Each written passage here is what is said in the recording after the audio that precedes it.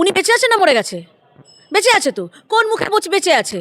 একটা ছোট করে সুইসাইড করে নিতে পারছে না?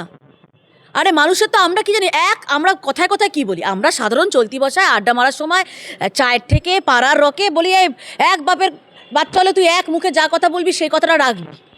তো উনি ওই মুখেই বলে আবার ড্যাং ড্যাং করে ঘুরে বেড়াচ্ছে। যদিও উনি নিজেকে এর আগে বলেছেন, আমি তো নাকি জীবন্ত লাশ, আমার মাথা ফাটা, আমার হাত ভাঙা, পা ভাঙা, আমার শরীরের কিডনি লিভার কিছুই নেই, ব্রেন, তা নিয়েও উনি ড্যাং ড্যাং করে হেঁটে চলে বেড়াচ্ছেন। তো সেই হিসাব হলে তাহলে সেটা আলাদা ব্যাপার, কিন্তু বহাল তবিয়াতে দেখছি উনি সেই নিজের ভাঁট বকার কার্যক্রম উনি চালিয়ে যাচ্ছেন। চালাক, কোনো অসুবিধা নেই, কারণ মানুষ যখন ভীত সন্ত্রস্ত হয়ে যায় না, বয়সটাও তো কম হয়নি, এই বয়সে দেখো আমাদের বাড়ির মা ঠাকুমাদের দেখো জুবুথুবু হয়ে গেছে, শীতকালে দেখো জুবুথুবু হয়ে বসে আছে। তো সেই জায়গায় উনি নিজের জ্বালা এখন নিজে জ্বলছে, উনি তিরিং বিরিং করে লাফাচ্ছে। আমাদের এখন কিচ্ছু বলার দরকার নেই, জাস্ট সিট ব্যাক, আরাম কেদারায় হেলান দিয়ে মতো দেখো না, এখন তো নাচার পালা ওনার। বড় বড় কথা বলে মানুষকে ভুলিয়ে আর 14 বছরে পশ্চিমবঙ্গকে শেষ করে লুটে অনেক এলাহি জীবনযাপন পালন করেছে, আর না, এবার পশ্চিমবঙ্গের বাসী বলে দিয়েছে আর না, এবার সেটাই হবে। খেলাটা ঘুরে গেছে, বিপরীত দিক থেকে এবার খেলা হবে। প্রথম থেকেই ভালো মতো দেখেছি, কারণ এইটা ওই যে প্রথমে তোমাদের মাধ্যমে বলেছিলাম না, ওই গর্তে লুকিয়ে থাকা আরশোলার মতো, বেগম স্প্রের মতো এসআইআরটা কিন্তু কাজ করেছে।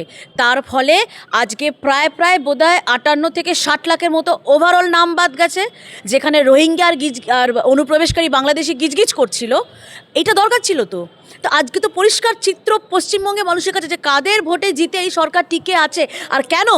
প্রথম দিন থেকে এই এসআইআরের বিরোধিতা এই আঞ্চলিক দলটা করছিল, এটা পুরো পরিষ্কার হয়ে গেছে চোখের সামনে।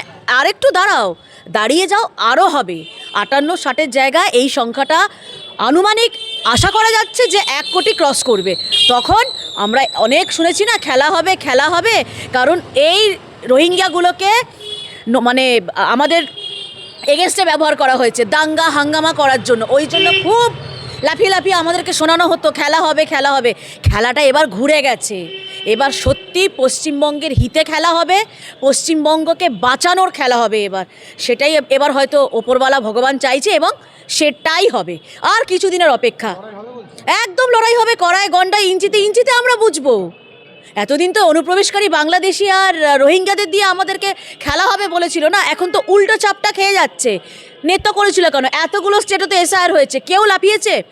এরকম অসভ্যের মতো একটা, দেখো আমার পার্সোনালি কারোর সাথে ব্যক্তিগত আমার বিভেদ থাকতে পারে বা আমার পছন্দ অপছন্দ নাই থাকতে পারে, কিন্তু একটা মুখ্যমন্ত্রী পদের একটা গরিমা আছে, সেই গরিমাকে আমরা কোনো দিন নষ্ট হতে দিতে পারি না।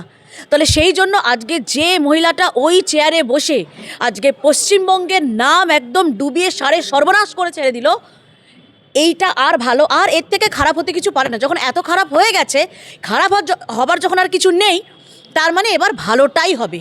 বলে না সব কিছু শেষের থেকে শুরু হয়, তাহলে এইটা শেষ পেরেকটা পোতা হয়ে গেছে, শ্মশানের শেষ কাঠটা শ্মশানের চুল্লিতে গোজা হয়ে গেছে। এবার যেটা হবে ভালোর জন্যই হবে, পশ্চিমবঙ্গের ভালোর জন্য হবে।